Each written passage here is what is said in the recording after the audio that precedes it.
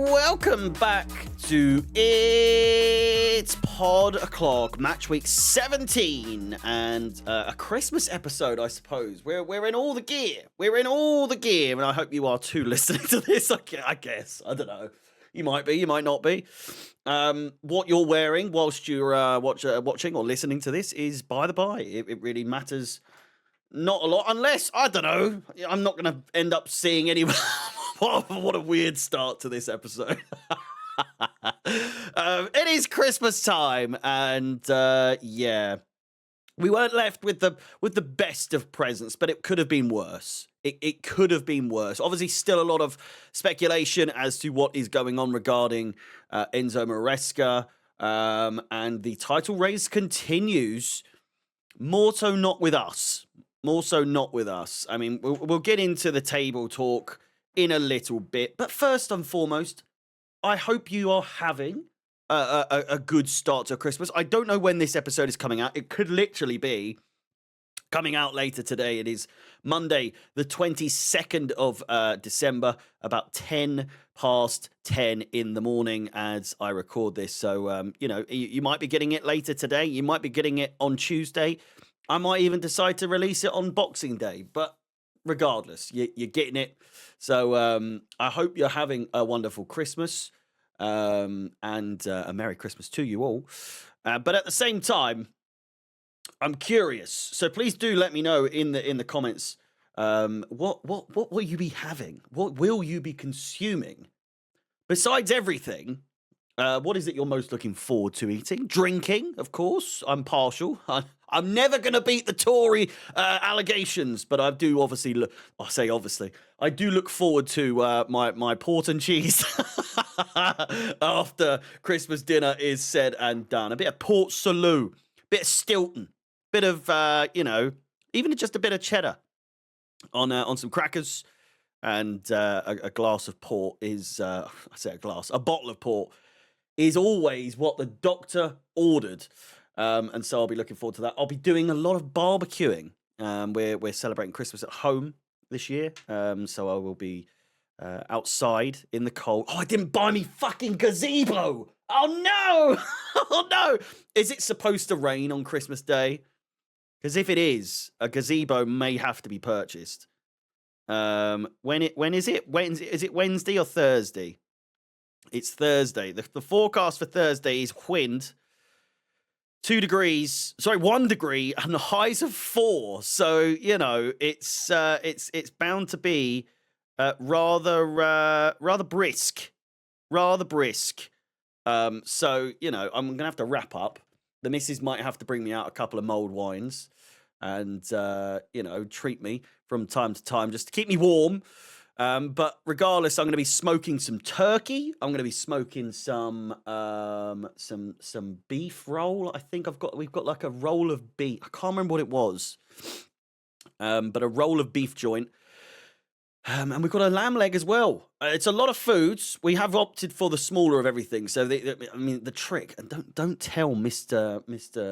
M&S, Morrison's, Tesco, other supermarkets are available, of course.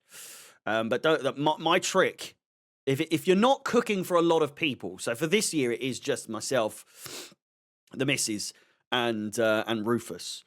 The trick, and I tell you now, the real trick, even if you're not into turkey that much, but the best cuts of meat are, of course, the thigh and the leg. And so I suppose that's still the same sort of thing, but a turkey thigh, big turkey thigh, and a leg. You can get those. I think we paid about £5, and they are enormous. And I would argue there's enough turkey there to feed, I don't know, 4 people. So let alone 2 people and a dog, who's going to put some away. Save yourself £50. Save yourself, however much on a turkey if you're not cooking for that many people, and save yourself some time as well. Just go for the turkey thigh, turkey leg. And £5, I think it was. I think we got that one from Morrison's, maybe from M&S. I don't know. Listen, it's virtually the same amount. I've done a price comparison many times after these allegations, and listen, Ocado, M&S, whatever. The quality of the food, it is delightful. You know, it's all the same, and as in like M&S has always been known for its quality, and the price is really not that different from a Tesco or a Morrison's. Everywhere's expensive these days, so if it's going to be pricey no matter where you go, you might as well fork out on a decent place. And M&S very rarely under-deliver, Presents sorted. I've got to go out and do some other more bits before the missus comes back from seeing her mother. And I've been doing some painting. I'm not done. I've got to do this. I'm a busy boy today. I've got to do this. I've got to do the painting. I've got to paint the kitchen, which is nearly done, but it's still got a little bit left to go.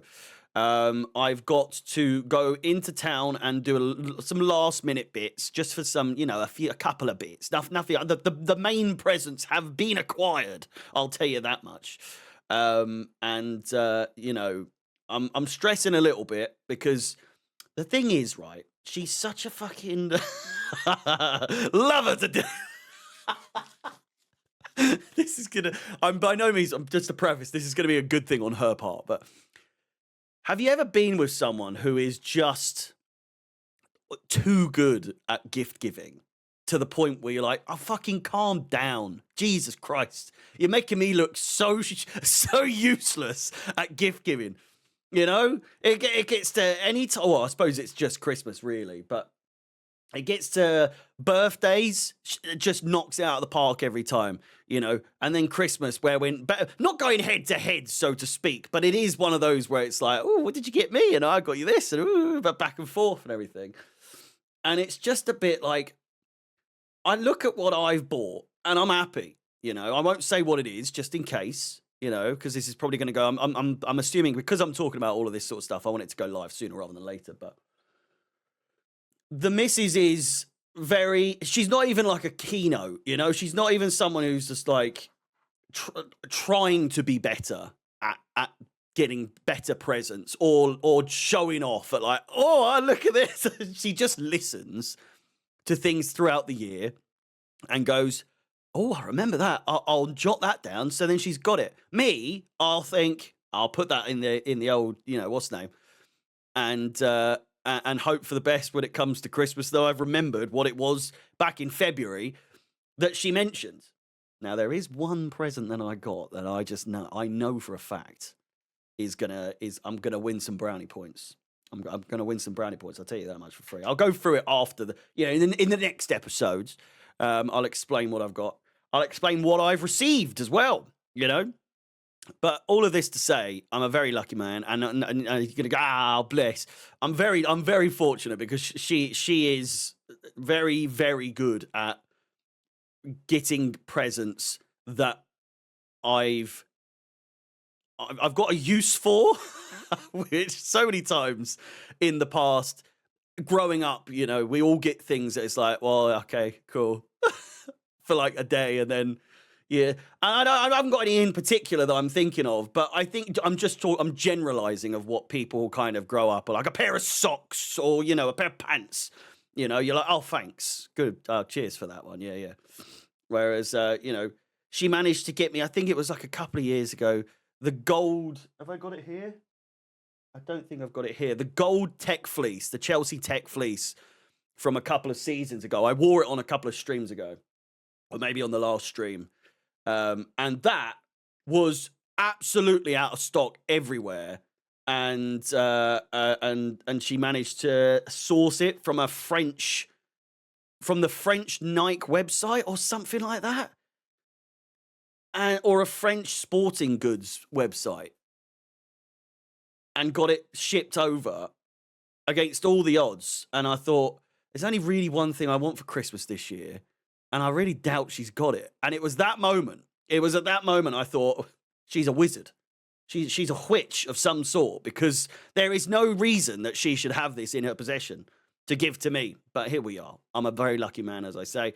I've done all right with the presents I've got her. They're literally right behind me as I speak. And yeah, I'm looking forward to it. It's not about the presents though. At the end of the day, it's more about the company. It's about the food, and it's about getting absolutely battered on Christmas Day. No, it's not. It's not. It's not. Drink responsibly, um, and treat whoever it is that is cooking your Christmas dinner with as much love and affection as you possibly can. Most of you, I would imagine, if you're still living at home, is your mother or maybe your father. You know, I don't. You know, I was talking about this to my manager at work the other day, saying I feel as though, and this is gonna. I don't know. I don't mean this in like a political way or like in a in a deep way, but everyone's had that position or that situation where it's either your nan or your auntie or your mum, and they're stressing the fuck out at Christmas. They're hurtling around. They're complaining. They're get out of the kitchen unless you're going to help. Fuck off. And I'm not that my mum speaks like that, but you get the picture. Excuse me. Stressful times. Whereas then with me, I just kind of fuck off outside, do me barbecue, come in. The missus has been doing the sides, some sort of like maple carrot situation. I don't know, the Brussels sprouts, you know, the roasties. I thought I was the roast potato master in this household, but sadly, I have lost that. I've lost that title. And I'd say reluctantly, because I do make a good roasty, but she's found a technique. I won't, you know, bore you with the details, but it's just making roast potatoes, but it's the way she does it. It is marginally better than mine, but it saves us time. If I'm outside and she's inside, she can get it all done, you know. But yeah, I treat your chef with respect. Bring them a wine, bring them a prosecco, bring them a Bucks Fizz, all that sort of Christmas malarkey, and just kind of ease the pain a little bit, because it's a stressful time, especially I suppose when you're cooking for like 7, 8, 9, 10 people. It's it's more stressful than me cooking for the missus, you know, because it's just me and her and Rufus, you know, and so those, but the very few, but maybe one person listening, who is a mother, maybe have I got any mothers listening or watching? I don't know. That are looking, thinking, Harry, shut the fuck up. You don't know how hard it is. You're cooking for one person, not 12 people, you know. Anyway, I digress. I thought it was only fitting that we, you know, include some sort of prattling on from myself regarding Christmas, as otherwise, if it's just me talking about football and then going, oh, I wouldn't mind a roast potato. Oh, by the way, I talking of prattling on. Can we all agree that the food is better the day after? And I don't know if that is like a well sort of documented sort of how do you word it? Sort of belief, or if that's already like quite a what's the word? Stereotypical thing to say, is it's, the Boxing Day grub is always better than the day before. My thing, right? Listen to it. Doorstop bread, so the bloomer, thick bread, as thick as you can get it, not too thick, but you know, thick.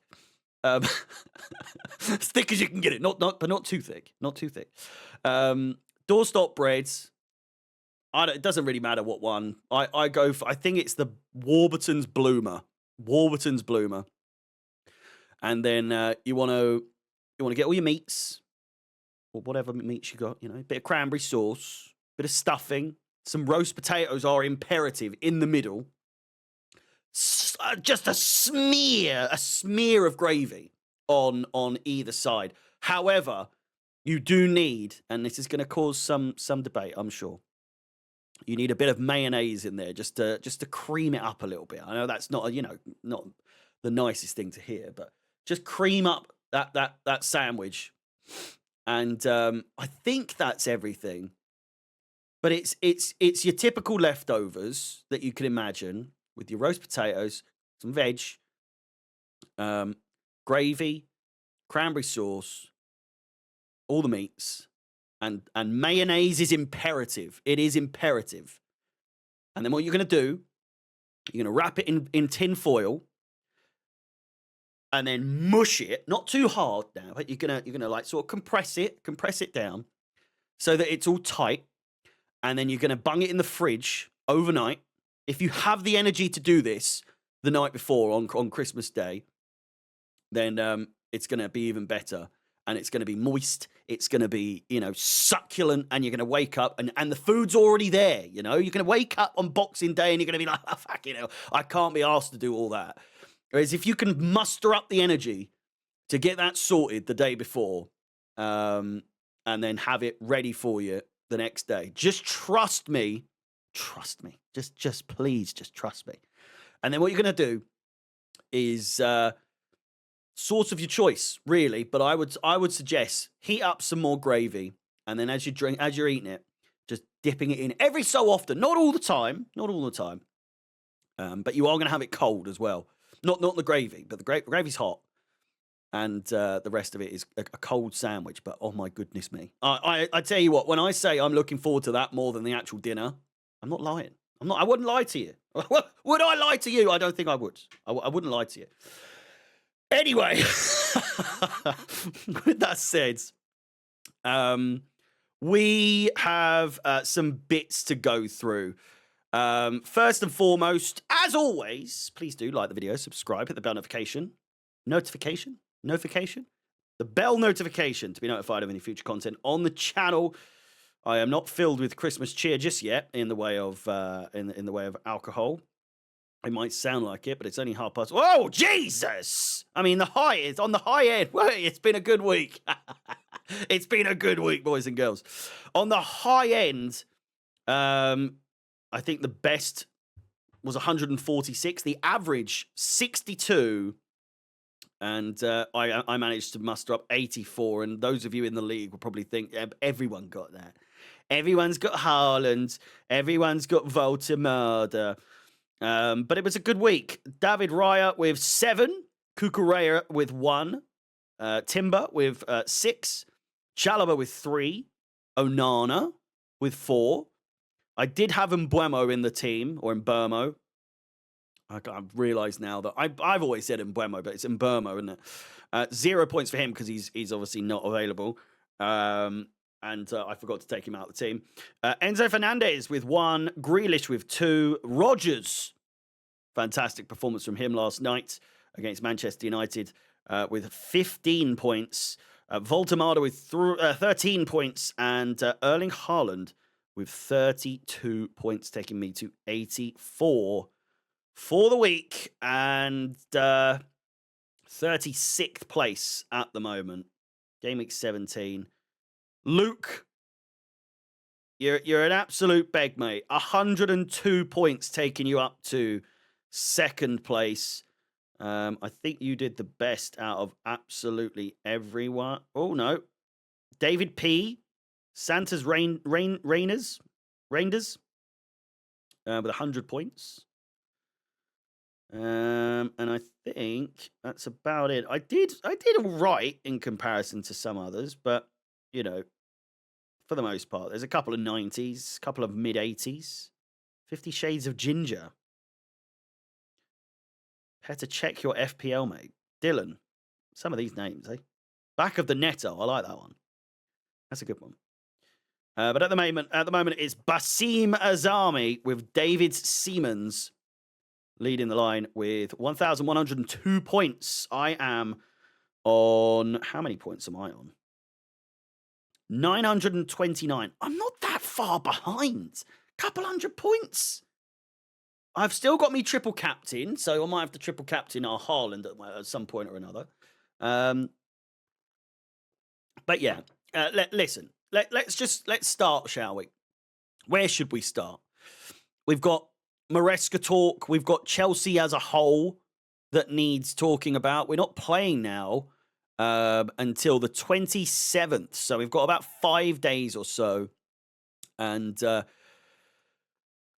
I think I'm going to kick things off, honestly, with something I saw yesterday. And that was January's fixtures.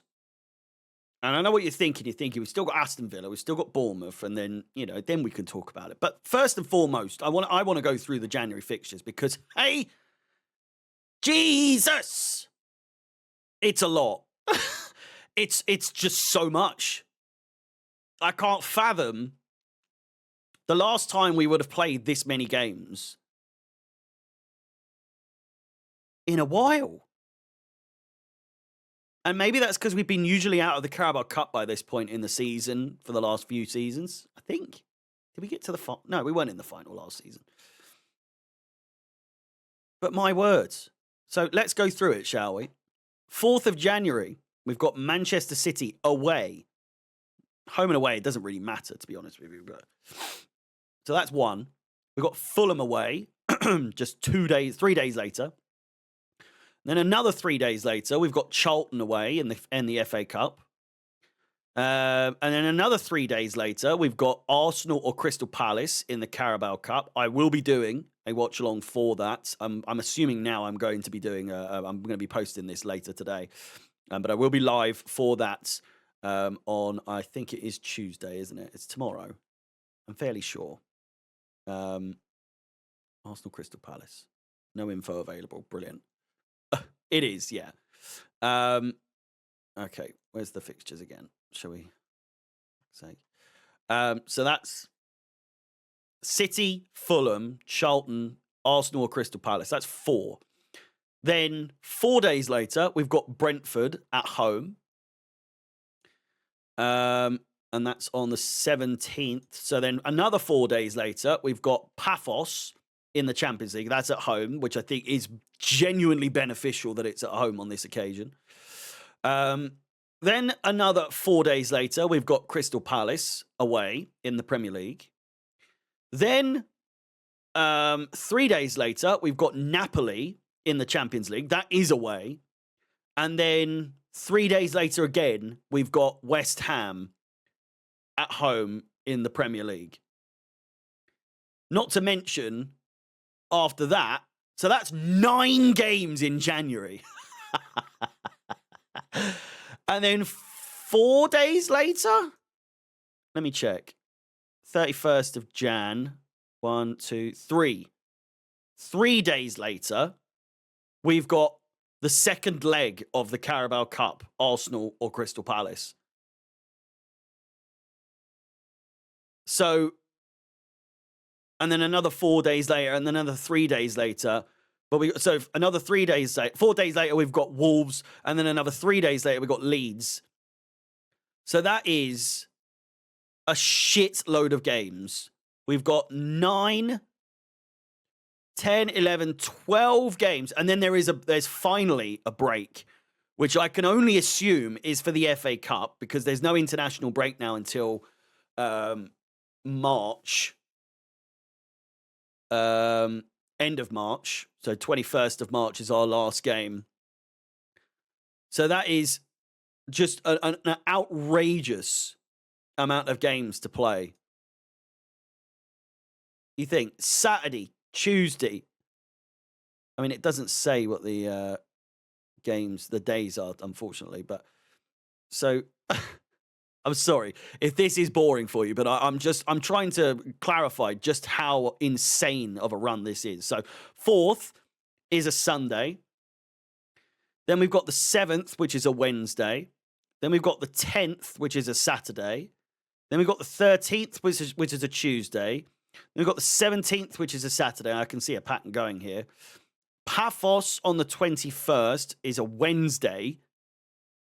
Crystal Palace on the 25th is a Sunday, which will be on TV.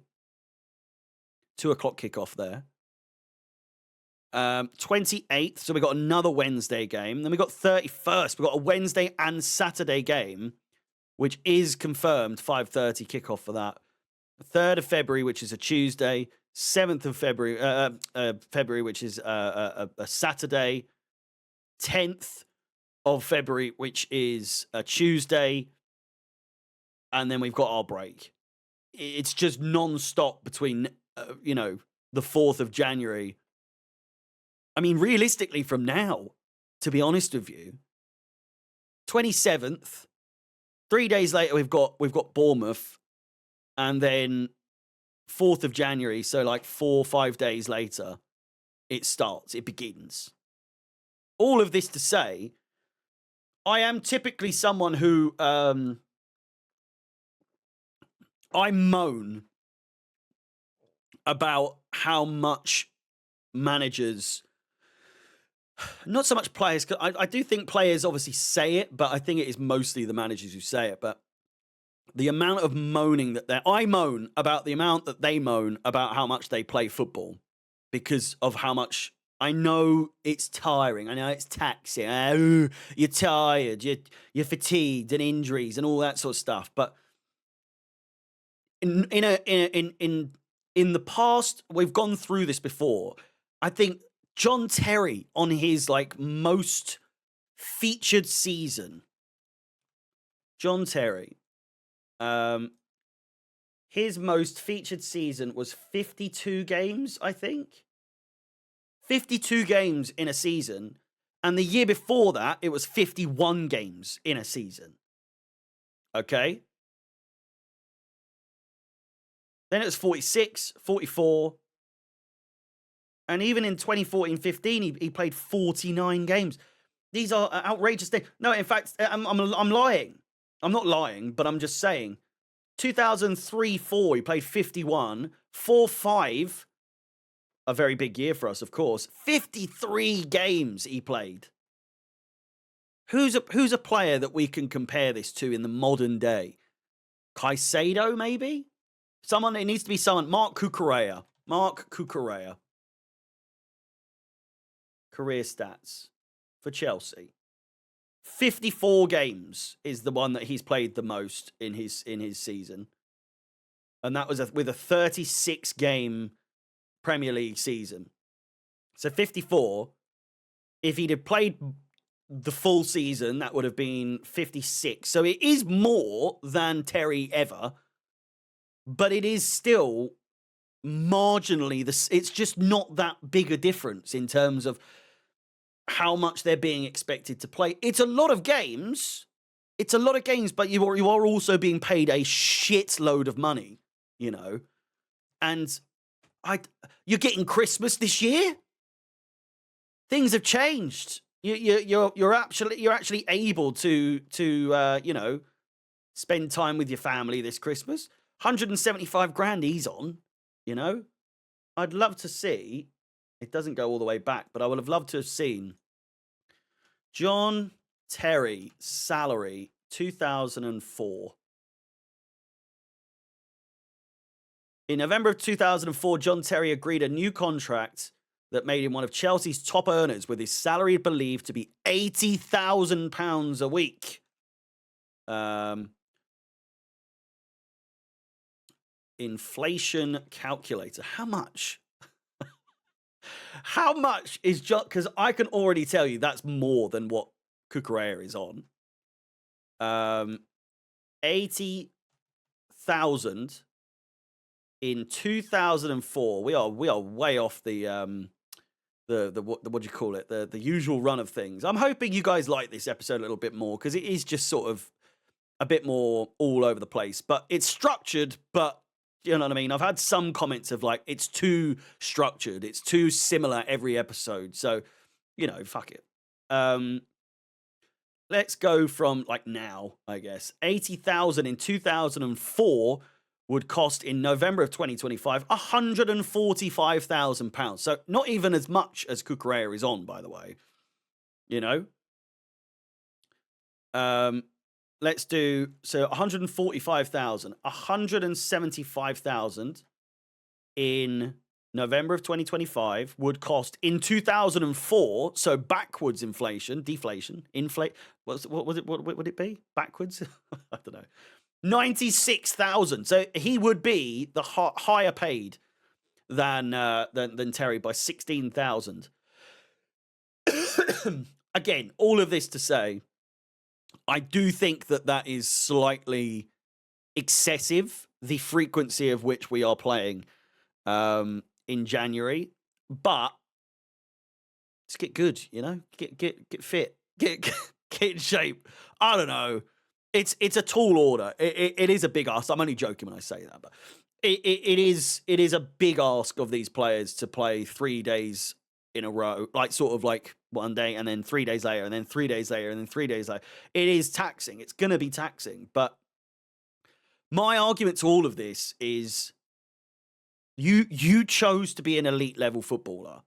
You knew what came with it. And I know that doesn't make it right necessarily. And it's like, well, that's shit to say. And it's like, I don't feel sorry for you at all. I'm sorry, but I do not. And it is a case of, oh, it's not all about money. If you were getting paid, like, I'm trying to think of like on the smaller end, but then it's hard. Even, I was going to say, imagine it if you were only getting paid £20,000 a week.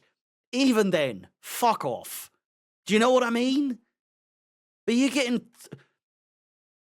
200 grand a week. People like Wesley Fofana who don't even play every game, you know? You're not even being made to play all of these games. You're getting paid 200 bags a fucking week to just have a rest every other game, you know? I don't know. It's a lot of games. It is a lot of games. I do agree, and it will be taxing. I do think we will pick up a few injuries. But I would argue that we're probably not the only ones who are still in it. Are Man City still in it? Let's look at Man City quickly. I mean, Arsenal. Let's look at Arsenal. What are Arsenal's fixtures looking like? Because they're still in the. They are still in the FA Cup. They're still in the Carabao Cup. So January, fucking hell, they've still got 3 games. I know we already had our 3 games, but our Carabao Cup game. So 3rd of January, 8th of January, 11th of January, 17th of January, 20th of January, 25th of January, 28th of January, and 31st of January. So they've got 8 games. 8 games in January. Man City. 1st of January. They're playing on the 1st of January. We aren't even their first game of the 2026 calendar year. They're playing on New Year's Day. Fuck that. That is just so long. I will say I do like the new. I don't even know if it is any different. I'm just looking at our fixtures and like the day after Boxing Day, we've got our game against Aston Villa. So the 27th of December. 30th, the day before New Year's Eve. And then the 4th of January, which is like days after New Year's. We've been nice. Ours is perfect. Ours is absolutely perfect. And so you will not hear me complaining. That said, 1st of January, 4th of January, 7th of January, 10th of January, 13th of January. It's not looking good for Man City, I must say. 17th of January, which is 6 games.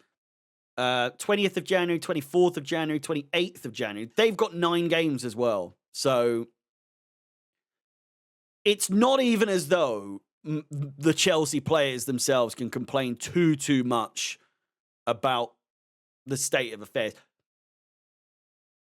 Digressing or transitioning into some actual topics, Maresca, someone who can, or I wouldn't say can, but is complaining and will continue to complain during this very, very strong period of fixtures, is, of course, Enzo Maresca. He'll be complaining about depth, of course, saying that it's going to be too taxing, too tiring. But again, everyone else has to do the exact same. If you're an elite club like we are, Man City, Arsenal, all these teams, Tottenham probably not because they aren't in the Carabao Cup, but you get the point. Crystal Palace.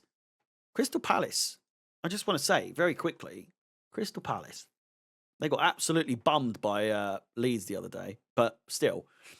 1st of January, 4th, 7th, 10th, 17th, 25th. Oh, they're fine. 6 games? You're laughing.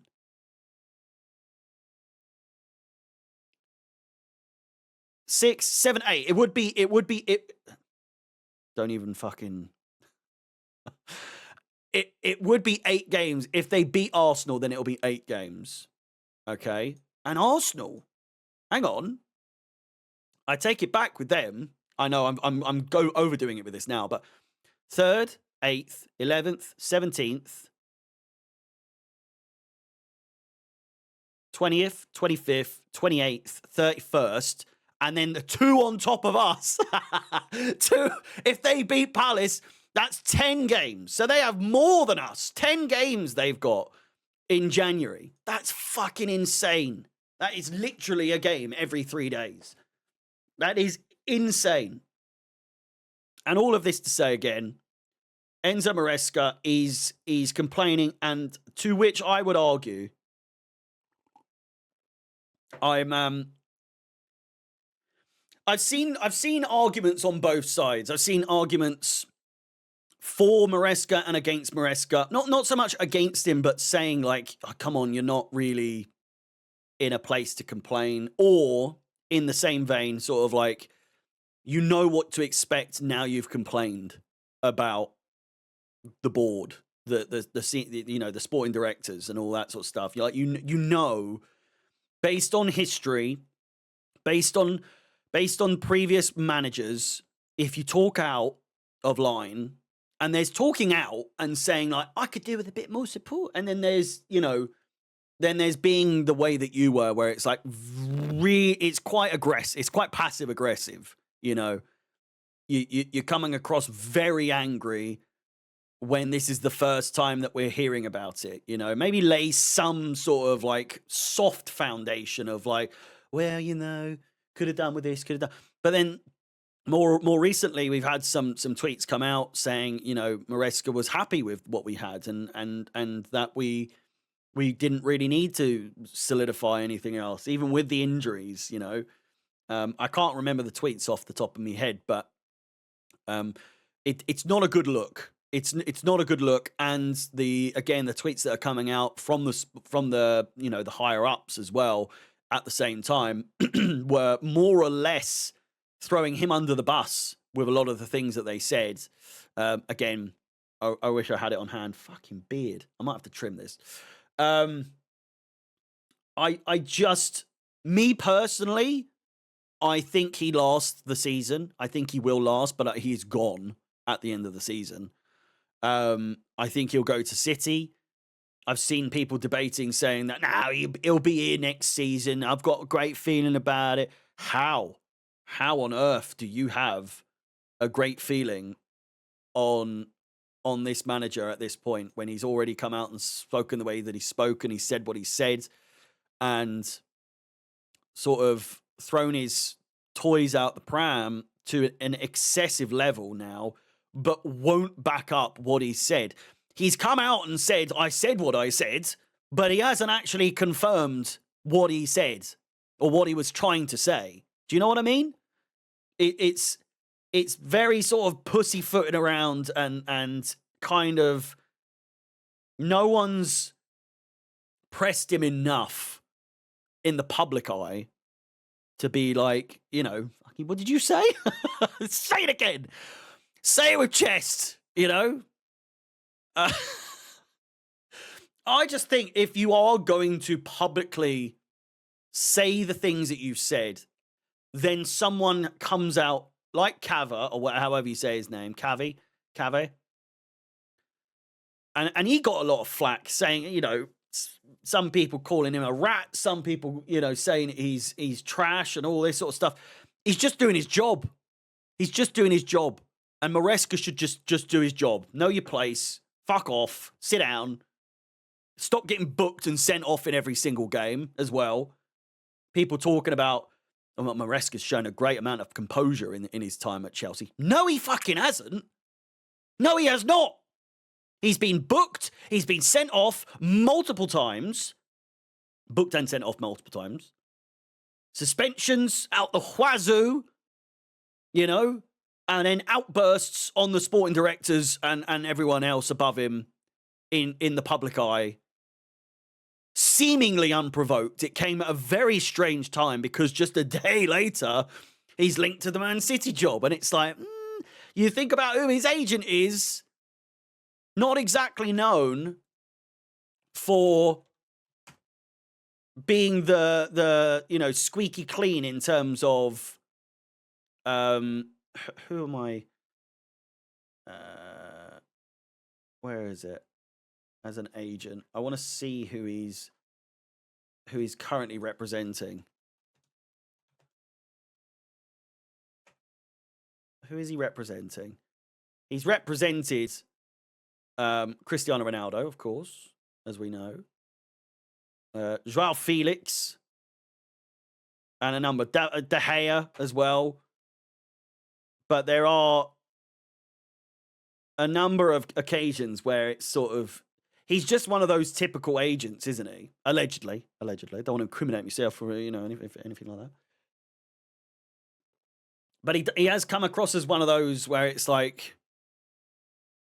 It's all for the money. And I know that's the game. I know that's football these days. That's football now.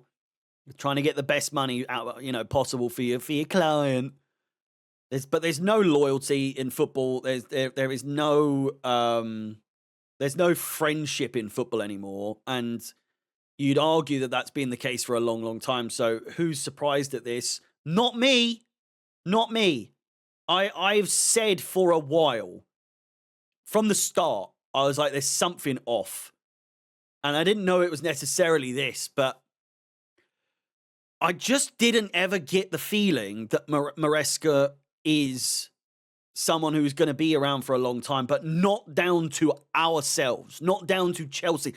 And I know that you can make the argument that it is down to Chelsea because he's not getting backed. He's not getting the backing from the... And he is to a degree. And I understand that the quality of the players aren't necessarily up to the standards that we've got, but the money's there. We're spending money, and I'm not defending the directors because they are seemingly incompetent in many, many ways. We've seen in so many situations, so many scenarios that have showcased how poor they are at their job. But the bottom line is, and will always be, under Tuchel, under Pochettino, under Potter, what is the overwhelming similarity with all three of those? You speak out, you're gone. Maresca, who I would argue is probably looked for ways out of his situation, has probably been told, allegedly, this is speculation. He's probably been told, listen, if you want out, that Man City job's available soon. That's his, thing that he's latched onto. And you see when he's asked about it, when he's asked about if he was talking about the sporting directors, his eyes sort of he blinked like fuck. And I've seen people saying, oh, it's just a coincidence. It's not a coincidence. Just like when he was asked if he would be interested in the Man City job, his eyes, he was sort of fucking overwhelmed by the asking of the question. It's not a coincidence at all. He wants the job. It's so obvious. He's got ties to them. He's worked there. Why on earth would he not want that job? Far better in the structure of things, mostly. Unwavering backing from them, no doubt. He'll be Pep 2.0, and the storyline is written. It's there. It's there to be taken. The only thing I would say is that with Maresca as well, I don't think we're going to sack him.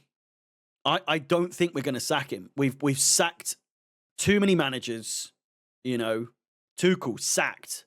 Potter sacked. Still getting paid more or less, I would argue. Graham Potter signs for Chelsea.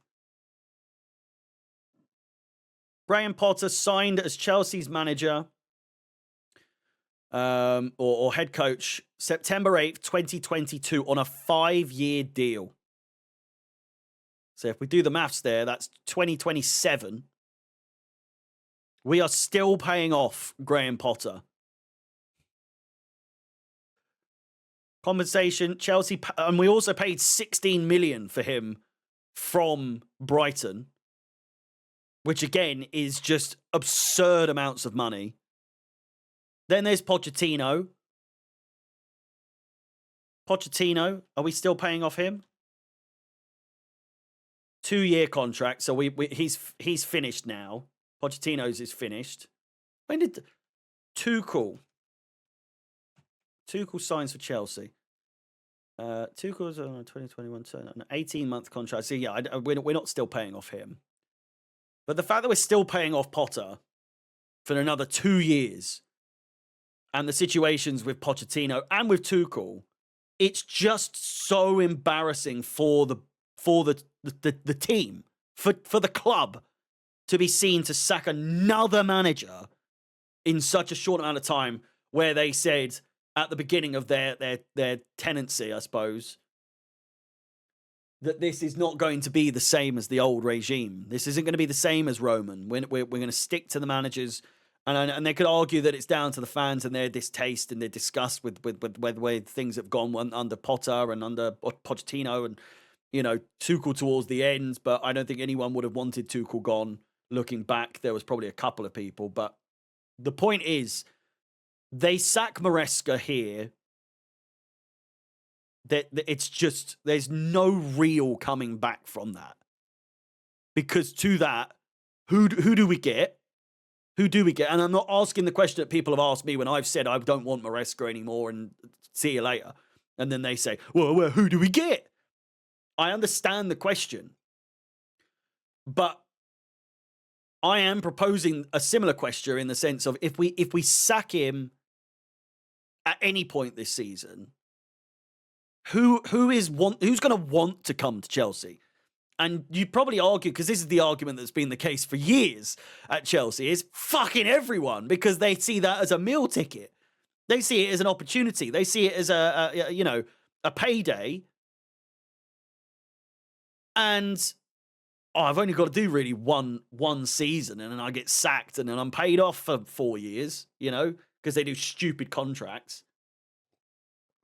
I think they're going to try and make a statement. They're going to try and make an example out of Enzo Maresca here and say to Man City, you want him? Take him.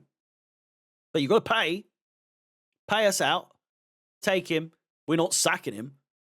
I think you really put your foot down and make an example of him, because he clearly wants to go. He clearly wants to leave. So you go, if you want to leave that bad, you've got to get bought, And I think that Chelsea are going to play the long game. I genuinely think Chelsea are going to play the long game here. I think our board are petty enough to do it.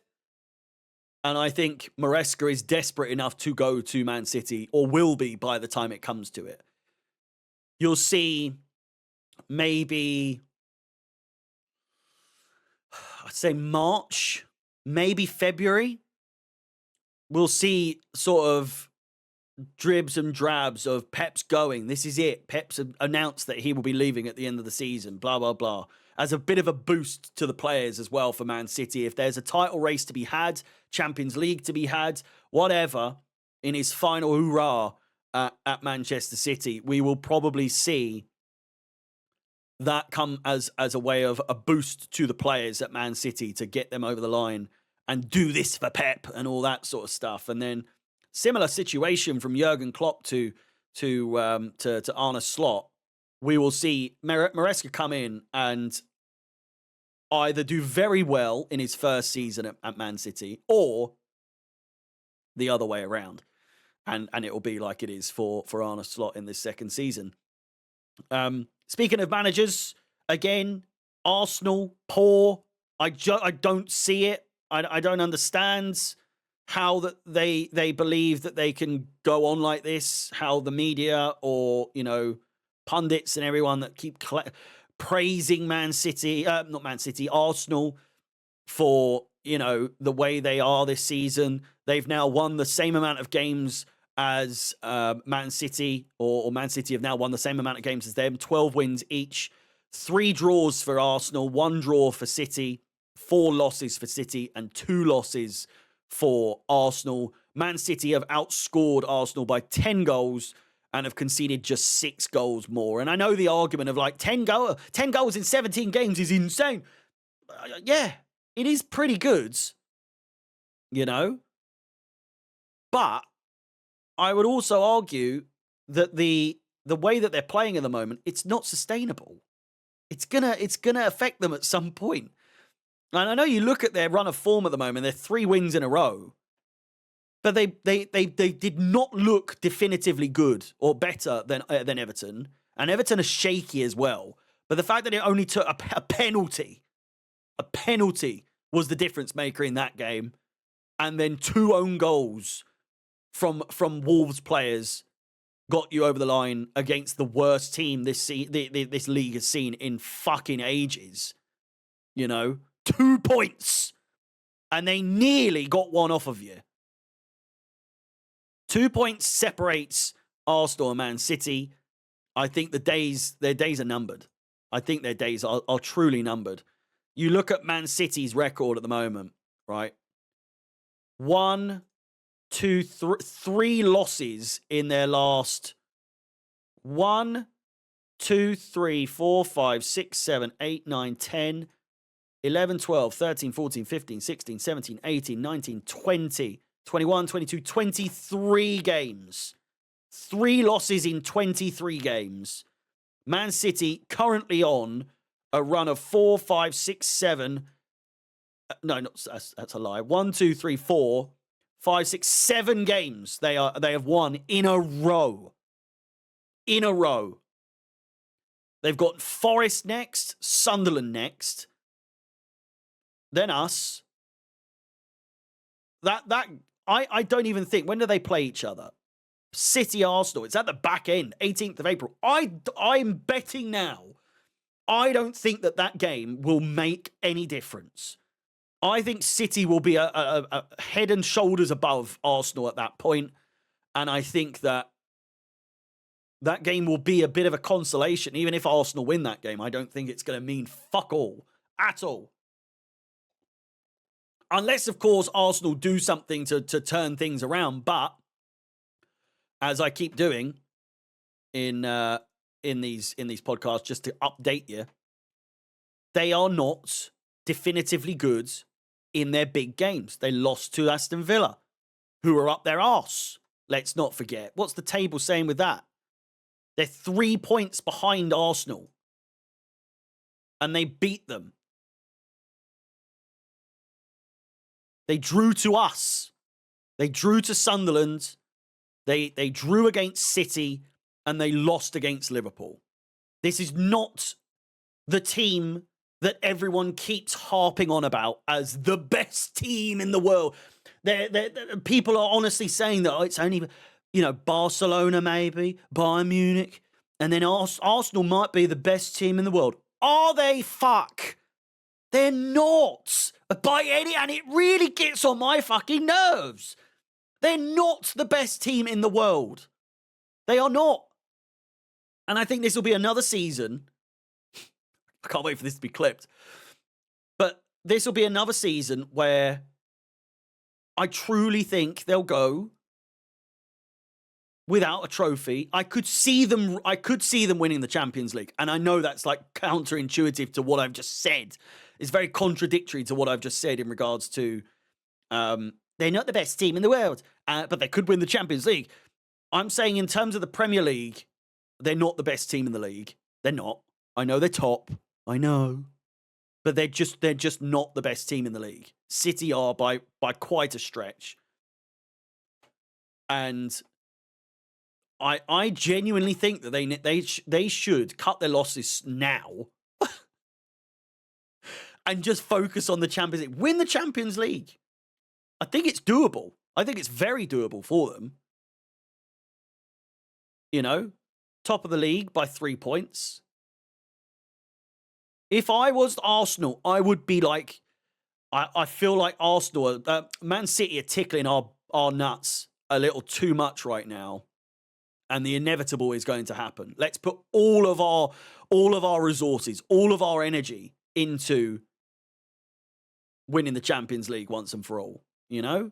Not that I want that to happen, but I think that is far more likely than them winning the Premier League. Now, if they end up winning both, then fuck me sideways and kill me now, because I can't deal with that. I can't deal with that. Okay. We'll finish things off in just a second. First and foremost, again, please do like the video, subscribe. If you are listening on Spotify, please do give me a 5-star and follow as well. I didn't realize you could follow. It makes sense that you can. Last couple of points I want to talk about. We talked about the table, I suppose, but we can talk about it in regards to Chelsea in a bit more detail. Aston Villa next for Chelsea, and then, of course, Bournemouth. But first... well, as I say, I keep saying, of course. We do have Aston Villa, and then we've got Bournemouth on the 30th, which is next Tuesday. So we've got Saturday and Tuesday, and then it's the new year. I'm worried, to say the least, about playing this Villa side. 16 wins to Aston Villa's 7 in our head-to-head, 6 draws. I don't know what this metric is. What's that? 22, 29 games? What a weird thing. Why wouldn't they do last 13 instead of 29 games? Strange. But you look at our record against them. We lost against them at Villa Park back in February. Asensio with 2 goals there. Enzo Fernandez with our only goal there. We beat them 3-0 back in December of 2024. A draw, a win in the FA Cup, a draw in the FA Cup. So that would have been when replays were still happening, I guess. I thought they got binned off ages ago. But then after that, it's a Villa win, a club friendly, but a Villa win. Our record against them is not the best. At home, it's 1 win in our last 4. Our last 4. But, 2 losses and a draw and a win. So, you know, I hope you understand what I'm trying to say there. They're in shit hot form at the moment, Aston Villa. You look at their record, 3, 4, 5, 6, 7, 8, 9, 10 wins in a row. It could have been 12, but they lost to Liverpool. But then before that game, they beat Man City. So what a fucking run of form that is. What a run of form. And then they lost to go-ahead Eagles in the Europa League. And before then, they'd won 1, 2, 3, 4, 5 games in a row. So Unai Emery at the wheel for them. Fucking unbelievable. I could see this being quite an embarrassing loss, to be honest with you. But there's nothing really to suggest why we should win in this game. I don't think we do. I think we lose. I really do think we lose. And I know people will be like, well, that's good thinking, isn't it? Really positive there. But I'm just saying, I know we're on a run of 2 wins and a draw, but I don't know. I hope we do, obviously. But I'm just saying, it's not looking good for us. If we win, of course, we will go up to 32 points. So still 4 points behind Aston Villa in third. But 10 points behind the leaders at the moment. 8 points behind second. And 7 points behind third. I wouldn't... And we're joint points with fucking Liverpool. It's a strange season once again. And it's so hard to predict. And we're obviously not going to win it. I'm saying that now. I don't think that really necessarily needs to be said. But I'm nervous for a top 4 race. Put it that way. The fact that Man United are only 3 points behind us, by the way. Fuck off. United are 3 points behind us. Liverpool are level with us. Liverpool have been shit. Man United have been shit. It's embarrassing, man. Oh my God. Let me know your thoughts in the comments. It's been a longer episode. We've done about 15 minutes or so more than we usually do. And hopefully, if you guys let me know in the comments, what kind of segments, what would you like me to include in the new year for these podcasts? I've got to record with Troy and Alex a little later today. I've got to go downtown, do some more shopping. I've got to paint the kitchen. I've got a busy day ahead, to say the least. So please do like the video, subscribe, hit the bell notification to be notified of any future content on the channel. I'll be live for Arsenal versus Crystal Palace in the Carabao Cup quarter-final. Otherwise, I'm fairly sure this is not the last pod o'clock of the year. We've still got one more. We've still got one more. So have a wonderful Christmas. I will see you on the next episode, at the very least, on the 29th, I guess. I'll try and record it on the 28th. Is there anything playing on the 28th? I'm assuming there is, right? What could we do? Might do a live episode for Crystal Palace versus Tottenham. That seems like a tasty game. So in the interest of time, I'll probably do a live episode for that one. So keep tuned. Stay tuned for that.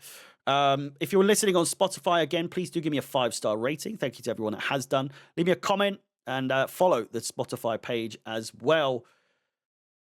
With that said, as always, my name is Harry, up the Chelsea. Merry Christmas. And see you later. Goodbye.